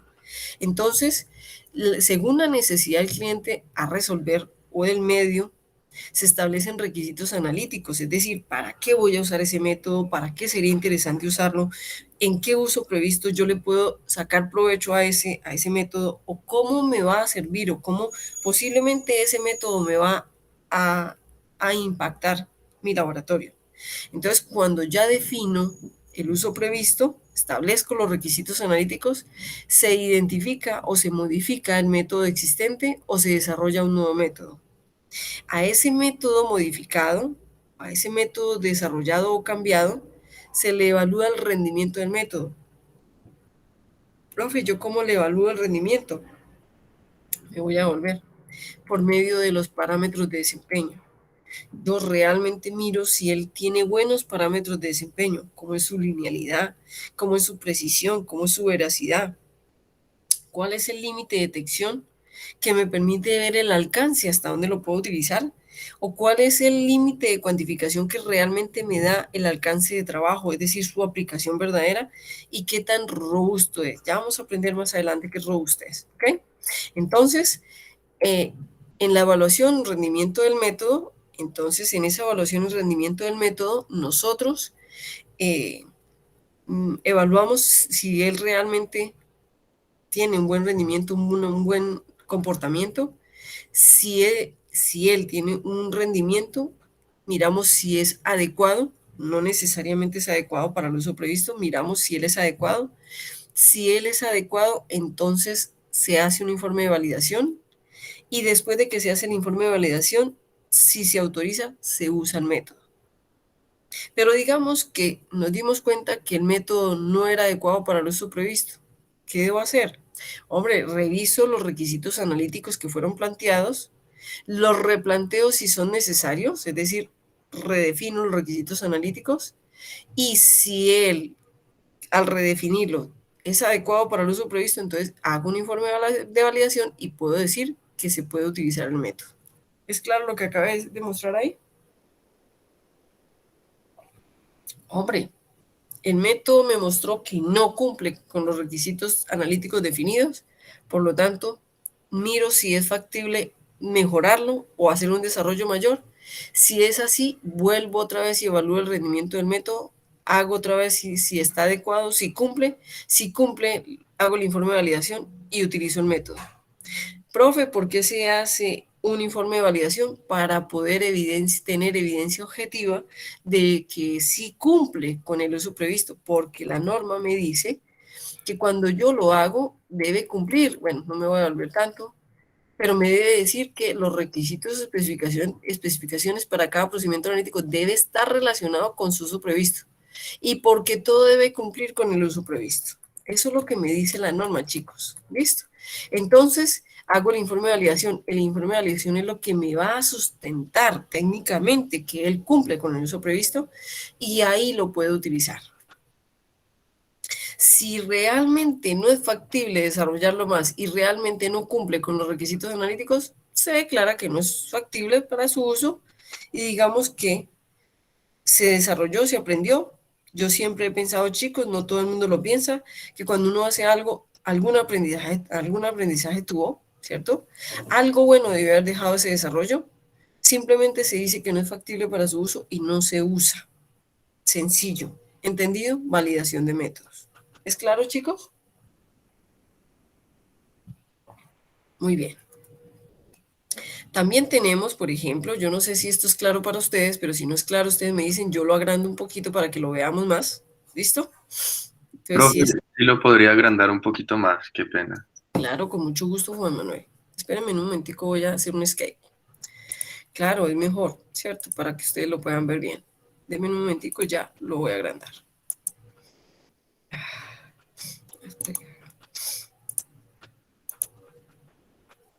Muy bien, entonces vamos a agrandarlo un poquito más y ya.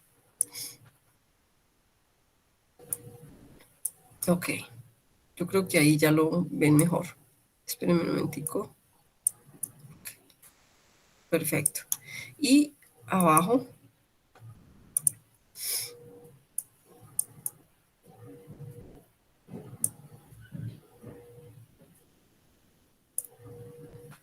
perfecto.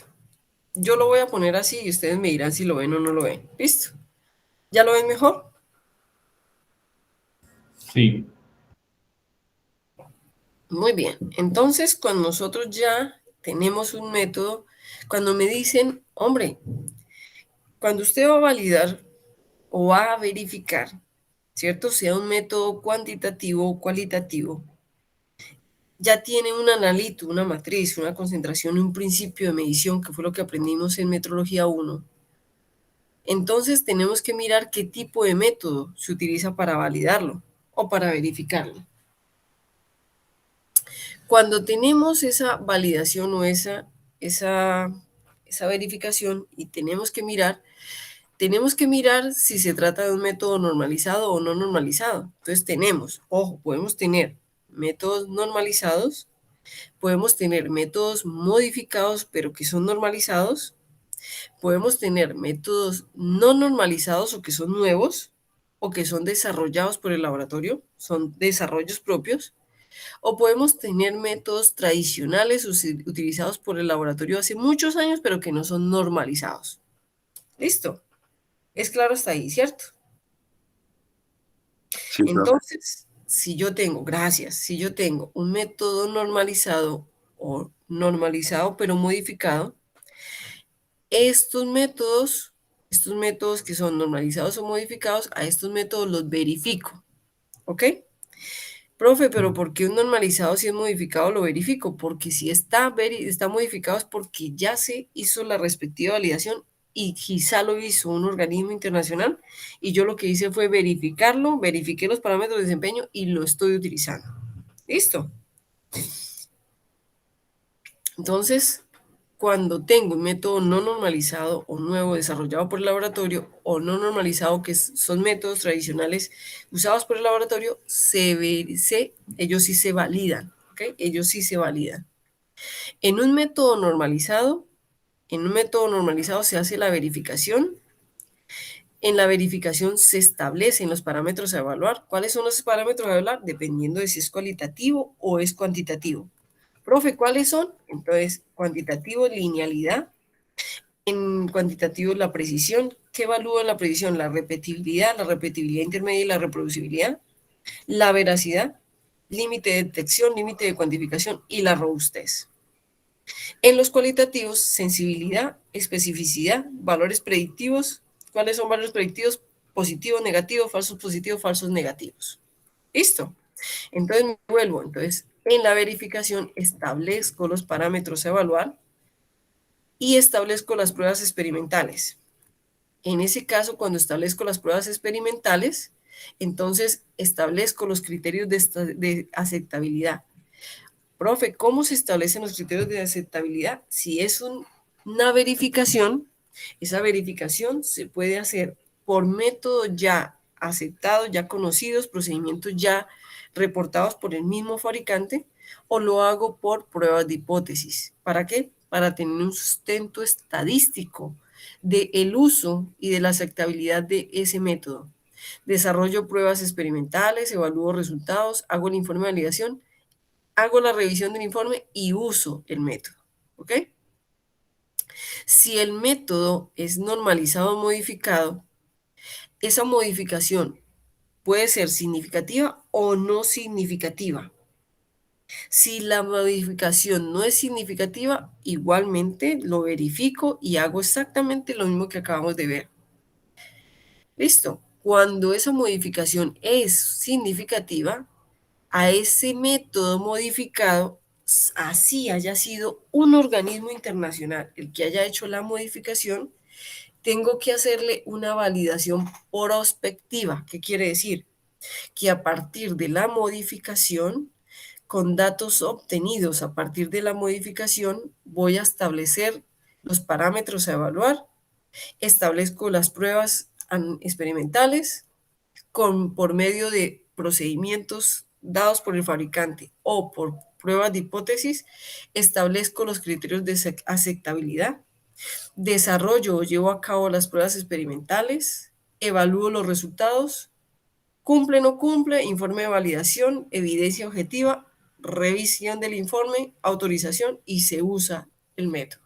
Listo. Hasta aquí vamos con 2. Normalizado o normalizado modificado. ¿Listo? ¿Estamos de acuerdo? La modificación la puedo hacer la institución, el laboratorio o un organismo internacional de alta jerarquía. ¿Claro, chicos? Ahora vamos con los métodos. Gracias. Con los métodos no normalizados. Si tengo métodos no normalizados o métodos desarrollados por el laboratorio o por la institución o métodos nuevos, profe, nosotros, ¿dónde podemos encontrar métodos no normalizados, métodos nuevos o desarrollados por el laboratorio? Primero, los que se desarrollan en el laboratorio pueden ser por la capacidad o el conocimiento de un analista que es capaz de desarrollar un método. Son características que no tienen mucho talento humano, pero que el talento humano que lo tiene vale oro. ¿Listo? Entonces, un método no normalizado o nuevo o desarrollado, un método no normalizado son, por ejemplo, aquellos métodos que encontramos en artículos de investigación que son utilizados por la parte científica y que demuestran que tienen una utilidad, pero que no son métodos aceptados o estandarizados por agencias internacionales o por organismos internacionales que han dado los parámetros de desempeño de ese método. Entonces, yo cojo un método, veo que está en un artículo científico, lo he localizado y he determinado que me puede servir. Entonces, es un método no normalizado que puede ser utilizado por el laboratorio, pero que no es un método estandarizado y por lo tanto tengo que validarlo.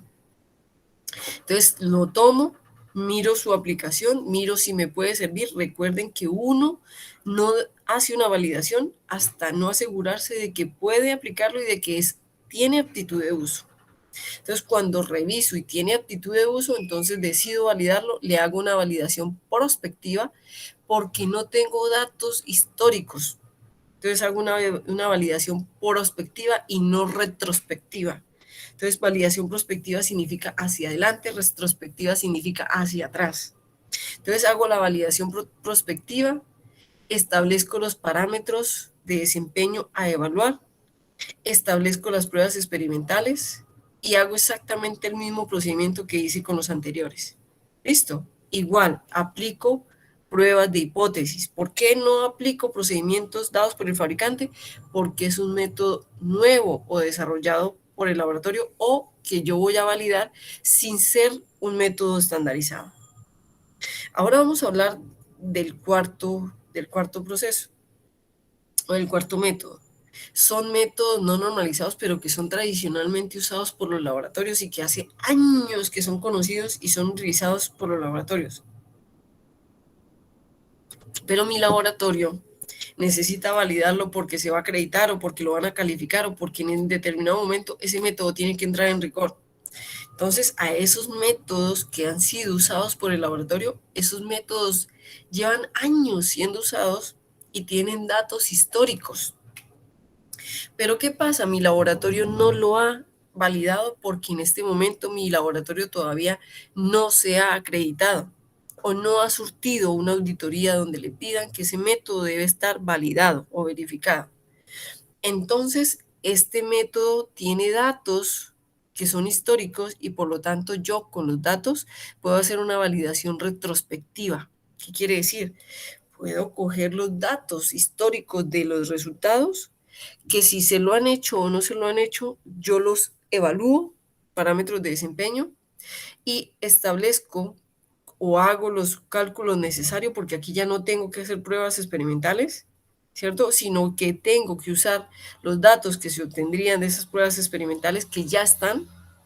Si algún dato me hace falta, debo establecer qué pruebas experimentales me pueden hacer falta para poder validar el método o verificarlo.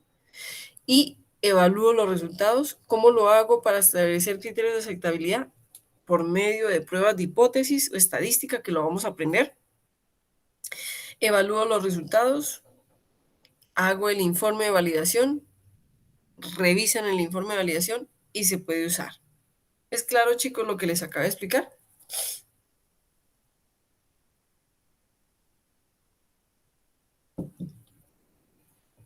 En conclusión, muchachos, podemos hacer validación prospectiva y retrospectiva. ¿Cuál creen ustedes que sale más económica? La retrospectiva. La retrospectiva, pero cuando yo le miro la economía, Juan José, es economía de ahí en adelante, pero no de ahí para atrás, ¿cierto? En sí, la gente tiende a pensar que es mucho más económica la validación retrospectiva y puede ser que para cuestiones de calidad sea correcto, pero a largo plazo y a largo tiempo, ¿cuánto tiempo hemos usado ese método sin hacerle validación? ¿Cuánto tiempo posiblemente que no le hicimos validación ese método se utilizó sin seguir un sistema rígido dime Nati, de sistema de gestión de calidad? Dime Nati. Profe, pues me surgió una duda. Si haciendo esa mirada en los datos históricos, se llega a la conclusión de que ese método pues no cumplía con esos requerimientos metrológicos necesarios y todo ese tiempo pues se estuvo utilizando, ¿ahí qué prosigue o qué pasaría?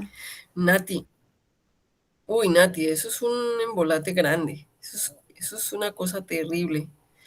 Eso es que el problema de usar métodos sin verificación o sin validación es una responsabilidad muy tesa, muy tesa.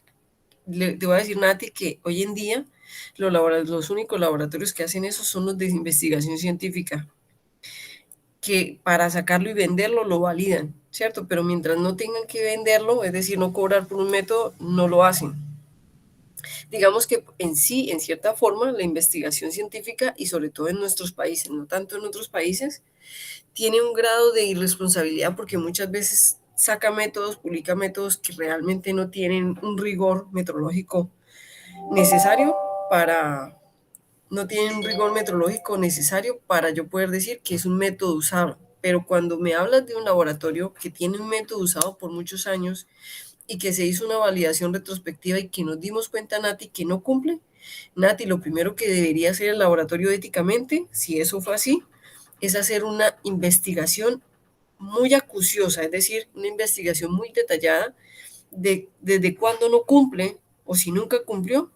Y si es responsable, Nati, que es un costo muy alto, debe, si vendió resultados con ese método, debe informar a todas las personas, si es que no ha ocasionado un impacto en la salud de la población, debe informar a las personas sobre los resultados, sobre el proceso que se hizo, sobre el hallazgo que se hizo y someterse quizá a demandas y quizá a no demandas dependiendo de la capacidad de negociación del laboratorio. Entonces, eso es algo muy fuerte. Son cosas que son responsabilidad que digamos que en nuestro país antes no se tenían tan en cuenta, pero que a partir de 2012, 2013 se vienen evitando mucho porque de acuerdo a la metrología de las normas pues, normas de aseguramiento de la calidad, son cosas que no deben pasar. Pero que puede pasar, Nati, no lo dudo, ¿cierto?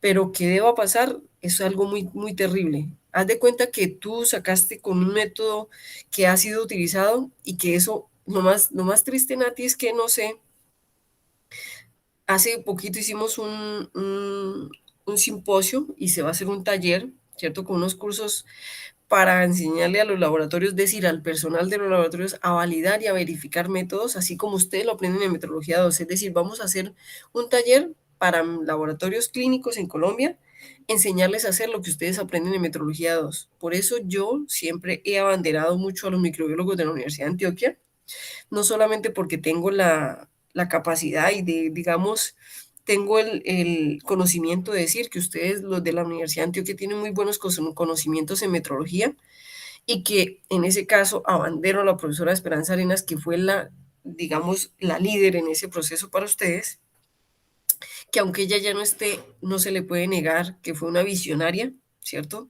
Fue una visionaria porque lo impuso hace más de 23 años, 24 años, y hasta este momento en Colombia es que se está empezando a hacer ese proceso con todo el rigor. Y digamos que los microbiólogos de la Universidad de Antioquia tienen ese proceso desde hace más de 20 años y están formándose desde hace más de 20 años en eso.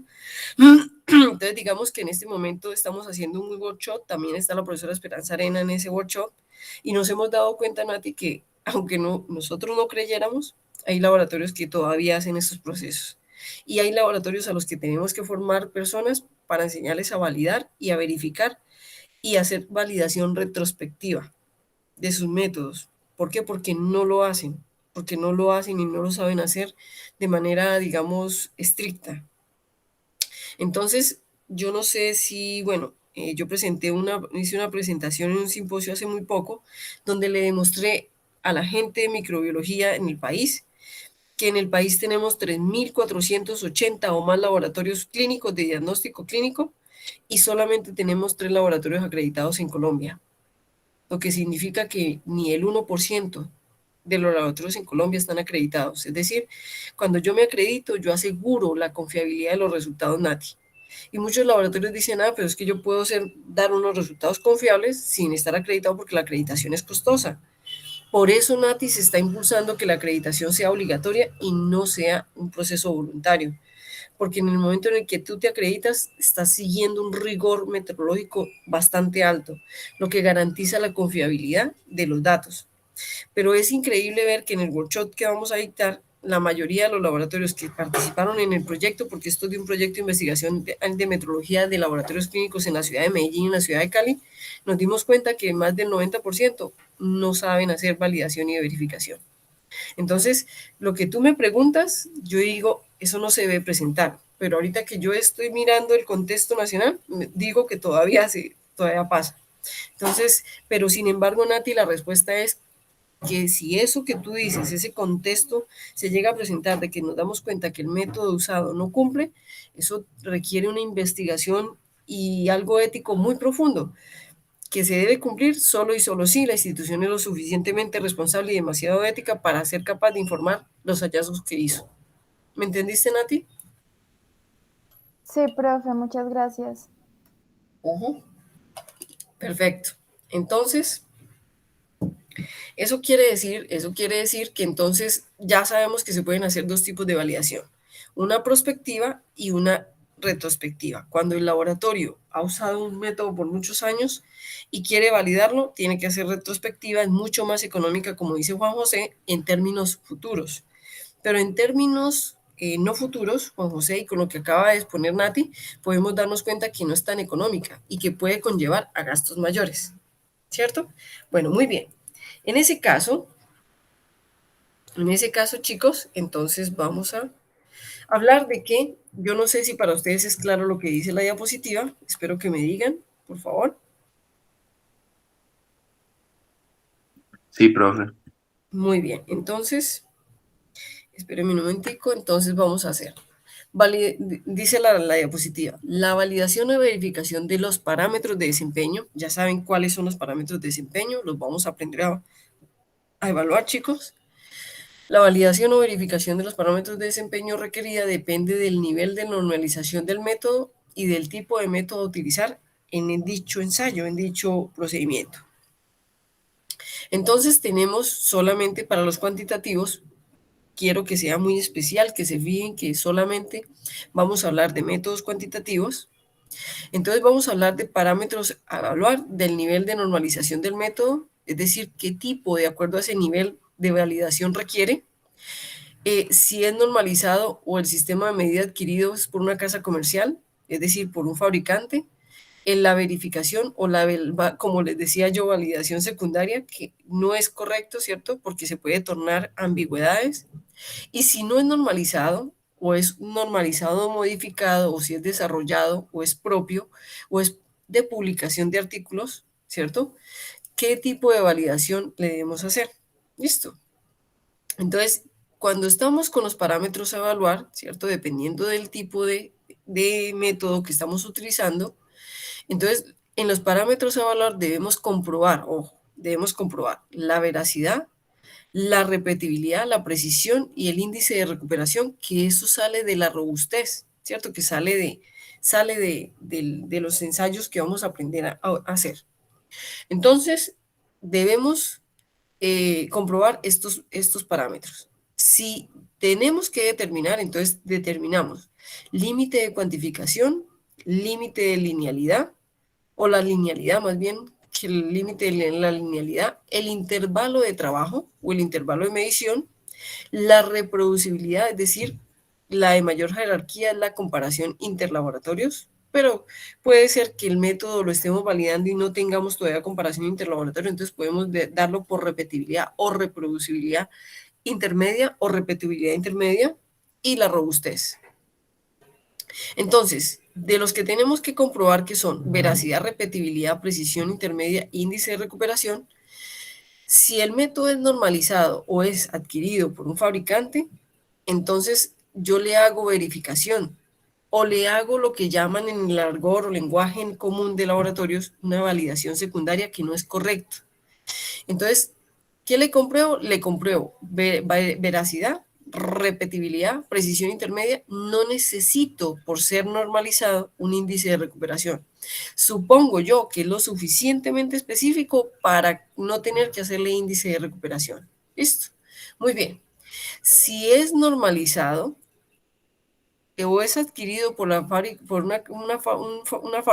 fabricante en específico, entonces le puedo determinar en la verificación el límite de cuantificación.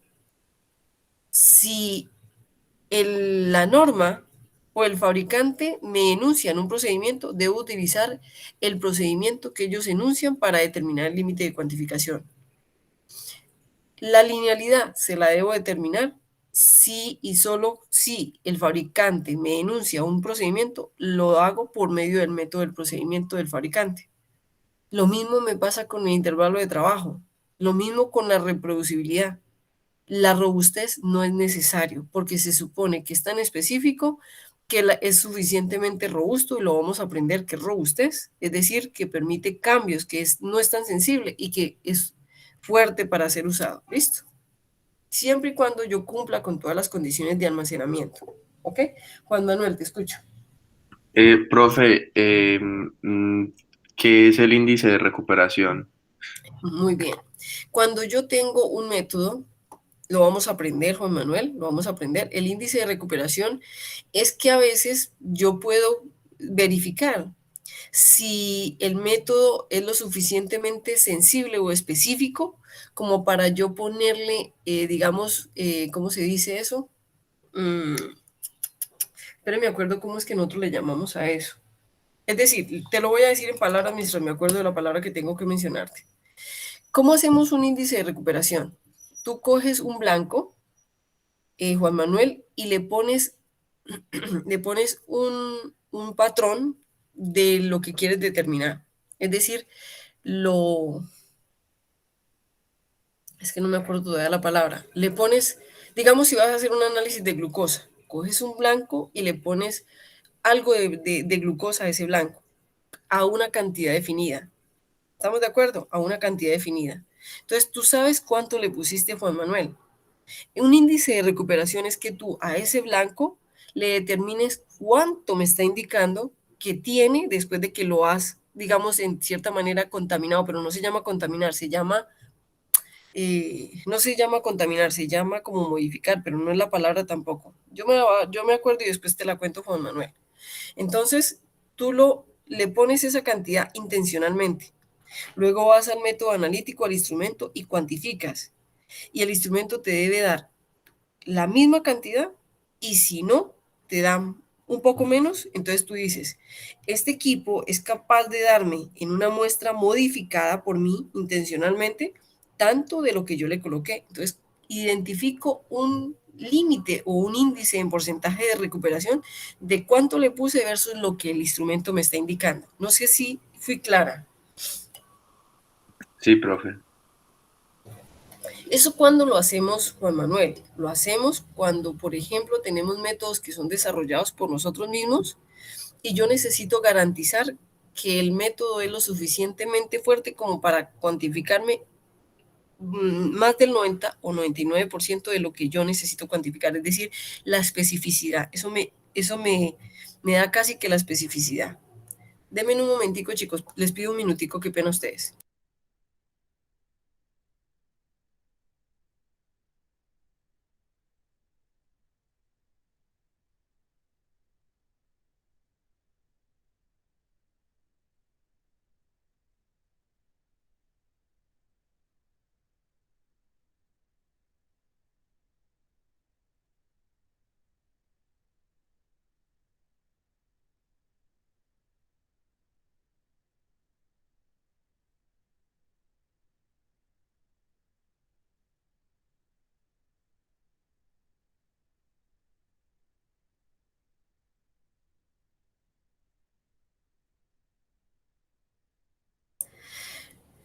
Qué pena, chicos, gracias. Gracias por ese minutico que me regalaron. Listo, chicos. Entonces, Juan Manuel, eso lo hacemos nosotros cuando nosotros hemos desarrollado un método y queremos garantizar que el método es lo suficientemente específico y que se logra cuantificar una gran proporción de la sustancia. Entonces, a eso le llamamos índice de recuperación. ¿Sí fui clara o es muy confuso? Sí, profe, pues yo entendí. Eso, entonces, pero nosotros no le llamamos contaminar, eso se le dice otra palabra. Cuando me acuerde, Juan Manuel, te la digo. Tiene una palabra específica para nosotros coger un blanco, ponerle una sustancia, o es más, Juan Manuel, podemos coger diferentes muestras que ya han sido cuantificadas, ponerles un poco más de una solución patrón de ese mismo analito y mirar cuánto de eso, más lo que tenía, me es capaz de indicar. Y a eso también le podemos llamar índice de recuperación. Es como verificar qué tan capaz es del método de no darme una indicación que no sea correcta. Y se llama índice de recuperación. ¿Listo? Perfecto. Muy bien. Entonces vamos a hablar de los no normalizados. A los no normalizados igualmente que vamos a validar, les tenemos que comprobar la veracidad, la repetibilidad, la precisión, y a ellos, como son desarrollados o son propios, o vamos a hacer una validación, le tenemos que hacer índice de recuperación, que también lo vamos a aprender, que ya más o menos se los describí, pero lo vamos a aprender a hacer estrictamente metrológico. ¿Listo? Ahora, como es un método que estoy validando, le debo determinar límite de cuantificación, linealidad, intervalo de trabajo de medición, reproducibilidad y robustez. Le debo determinar todos. ¿Cómo se hace? Profe, pero si ese método no tiene un fabricante, yo lo desarrollé o yo lo estoy validando, entonces se hace por medio de pruebas o de hipótesis estadísticas que me dan un criterio de aceptación. ¿Es claro, chicos, lo que les acabé de explicar? Muy bien. Entonces, muchachos, cuando vamos a hablar de tratamiento estadístico y criterios de aceptación, entonces vamos a tener tres tipos de casos, A, B y C. ¿Qué quiere decir tres tipos de casos? El caso A es cuando el procedimiento de evaluación de los parámetros de desempeño me son dados por el fabricante o por el método, por el procedimiento. Es decir, yo tengo un procedimiento para evaluar esos parámetros de desempeño. Profe, ¿cuáles son los parámetros de desempeño? Vuelvo otra vez. Métodos cuantitativos, linealidad, repetibilidad, precisión, hasta robustez. ¿Listo? Muy bien. Si tengo el caso A que me dan el procedimiento, entonces debo evaluar los procedimientos de desempeño. Entonces tengo el caso A donde tengo los procedimientos y tengo los parámetros de desempeño. Es decir, que aparte de que me dan el procedimiento, me dan los valores de los parámetros de desempeño. Me voy a devolver a lo que les mostré ahorita, que es esta belleza, que es el GOTPAD.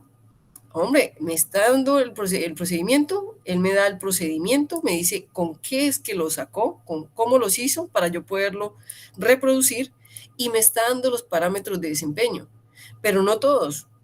Pero si yo se los solicito, puedo cumplir este caso A. ¿Es claro lo que les acabé de mostrar? Entonces, cuando tengo el procedimiento, gracias Sergio, cuando tengo el procedimiento, cuando tengo los parámetros de desempeño y puedo compararlos, entonces me dice que debo hacer, analizar los parámetros de desempeño de acuerdo al procedimiento establecido en el método para la verificación del mismo. Es decir, utilizar, reproducir el procedimiento del fabricante para verificar que los parámetros de desempeño que yo obtengo sí están dentro de lo necesario. Es decir, que sí cumplen con el requisito para su actitud de uso. Muy bien.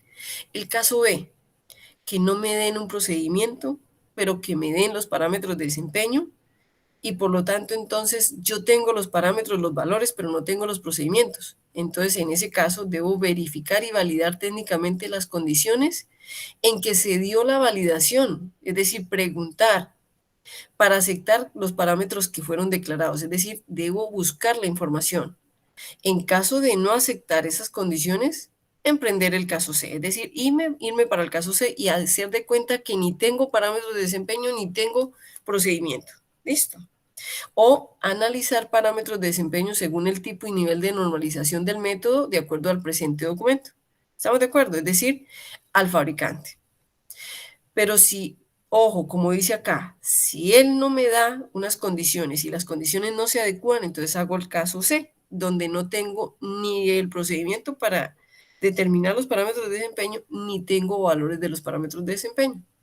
En ese caso, entonces, yo debo casi que hacer un tratamiento estadístico. Entonces, debo analizar los parámetros de desempeño según tipo, nivel de normalización. Para los estadísticos y criterios de aceptación se pueden adoptar referencias de otros métodos de mayor jerarquía o referencias bibliográficas técnicas aplicables. ¿Qué significa?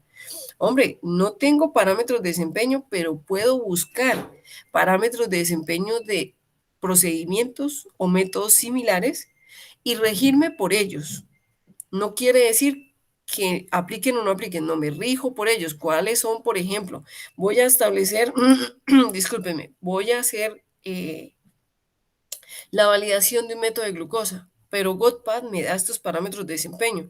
Entonces voy a guiarme para obtener parámetros de desempeño similares o menores a los de GOTPAD, porque ni tengo procedimiento ni tengo parámetros de desempeño. Entonces es coger métodos normalizados que ya tengan parámetros y que yo pueda, con los cuales yo pueda dar un límite. Y cuando yo me guíe por esos parámetros de desempeño, los estadísticos, y de ahí en adelante voy a empezar a trabajar con prospectiva, no con retrospectiva, con prospectiva, voy a empezar a obtener datos que después me van a servir para hacer una retrospectiva y de igual forma, por medio de métodos o de pruebas de hipótesis estadísticas, voy a poder obtener parámetros en los cuales yo pueda decir o declarar criterios de aceptación. En los casos chicos de no existir criterios de aceptación de otras fuentes, es decir, de otros métodos, puede hacer un tratamiento estadístico Y los criterios de aceptación son el resultado de pruebas de hipótesis de métodos para métodos cuantitativos, que es lo que vamos a aprender, con el fin de evaluar si existen o no diferencias significativas entre los resultados obtenidos. ¿Qué quiere decir? Como no tengo un método de referencia que me sirva, aplico pruebas de hipótesis y miro qué diferencias significativas hay entre los valores obtenidos, y lo hago muchas veces para poder declarar aceptabilidad. ¿Estamos de acuerdo? ¿Qué parámetros o resultados deben ser satisfactorios? Deben ser los de veracidad, es decir, sesgo absoluto, relativo, precisión, como son desviación estándar, coeficientes de variación, y esos son los que voy a utilizar en las pruebas de hipótesis. ¿Hasta aquí todo es claro? Sí, profe. Perfecto. Chicos, ¿qué quiere decir? Que vamos entonces ahora sí a entrar en la linealidad, aunque ya la habíamos visto, ya sabemos que es un parámetro de desempeño, ¿cierto? Ya sabemos que la linealidad como tal es un parámetro de desempeño, entonces lo tenemos tanto en verificación como en validación, tenemos que determinarlo, tenemos que comprobarla. Entonces, ¿qué es la linealidad? Y ustedes ya lo saben, es la proporcionalidad entre la concentración de un mensurando, que es patrón, y su respuesta analítica. Entonces utilizamos una sustancia patrón o una sustancia a la que le conocemos su concentración y la comparamos con la respuesta o indicación analítica del instrumento. Entonces, después, con esa respuesta analítica y el valor de los mensurandos o el valor de los valores patrones, hacemos una curva de calibración. ¿Qué es una curva de calibración? Es un procedimiento que involucra la medición entre los valores nominales del patrón y las correspondientes indicaciones instrumentales. ¿Qué nos permite la linealidad? Nos permite conocer la respuesta instrumental, nos permite identificar los sistemas de medida o cambios de concentración de un mensurando, y en una segunda instancia nos permite establecer valores de estos valores de muestras a partir de estos datos, es decir, de esta relación. ¿Qué permite la linealidad? Permite confirmar el método, demostrarle el intervalo de trabajo y que él sea compatible con el alcance del método, es decir, el uso previsto, verificar que el instrumento que se está usando es adecuado, conocer el intervalo del método, es decir, límite de cuantificación, límite de detección, inferir la sensibilidad del instrumento, conocer concentraciones de muestras desconocidas. Aquí estamos en la linealidad. Entonces ustedes pueden hacer una curva de calibración y pueden obtener valores así. A mí me ha pasado, chicos, que en la Universidad de Antioquia, donde uno espera que la gente que hace doctorado no permita que hayan personas que manejen curvas de regresión o linealidad que tengan dos pendientes. Pero yo he visto que sí, que hay personas que dicen, no, sí, se puede, y entonces usted en un rango utiliza una y en un rango utiliza la otra. Entonces yo les digo, no es correcto. Entonces, si usted tiene dos pendientes, saque un rango de intervalo para trabajo en este y saque otro rango, pero saque dos curvas, no saque una mezclada con dos pendientes. ¿Ok? ¿Qué tiene o qué me da una curva de calibración? Una curva de una linealidad. Entonces, me dice hasta dónde tengo yo el límite de linealidad, es decir, hasta dónde realmente ese método se relaciona, tanto en los parámetros de los valores patrón como con la respuesta instrumental. Es decir, hasta dónde tiene una correspondencia directa. Y a esto le llamamos límite de linealidad. Nosotros también con la curva de linealidad nos dice cuál es el límite detectable, es decir, eso lo logramos con un blanco, ¿ok? Con el blanco. ¿Cuánto de él es el mínimo, el límite detectable? ¿Hasta dónde él empieza a tener pequeñas variaciones? ¿Cuál es el límite de cuantificación? Es decir, desde dónde hasta dónde obtenemos un límite máximo o mínimo de cuantificación. ¿Cuál es el rango válido de acuerdo a la linealidad o el límite de linealidad? Si dependiendo de los valores que vamos a establecer, es decir, estos que ustedes van a ver aquí, qué tanto ruido, ¿cierto? Nos da qué tanto ruido o qué tanta dispersión tienen esos datos.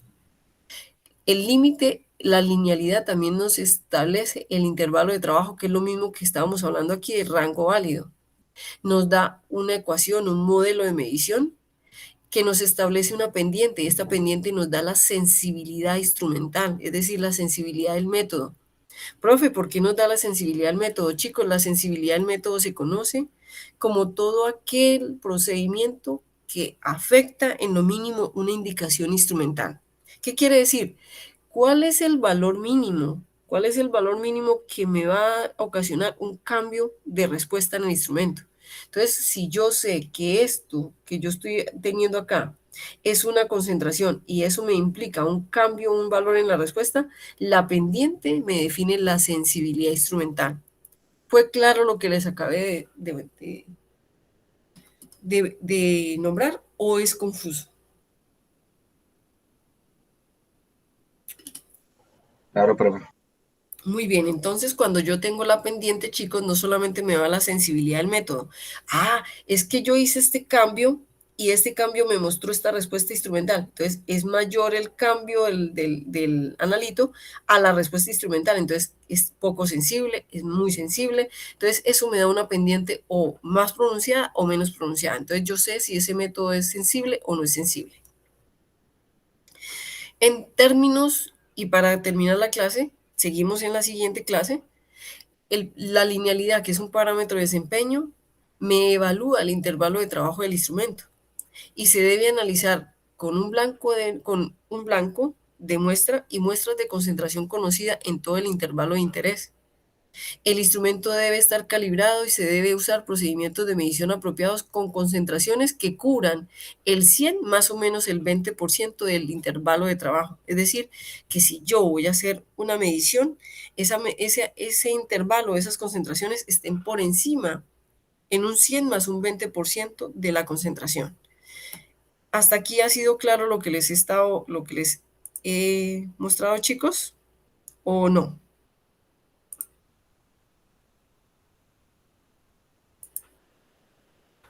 Muchachos. Sí, profe, con está claro. Entonces, ya para terminar acá, chicos, entonces quiero mostrar algunos criterios de aceptación que vuelvo y lo repito en la siguiente clase. No se preocupen, yo vuelvo y lo repito en la siguiente clase.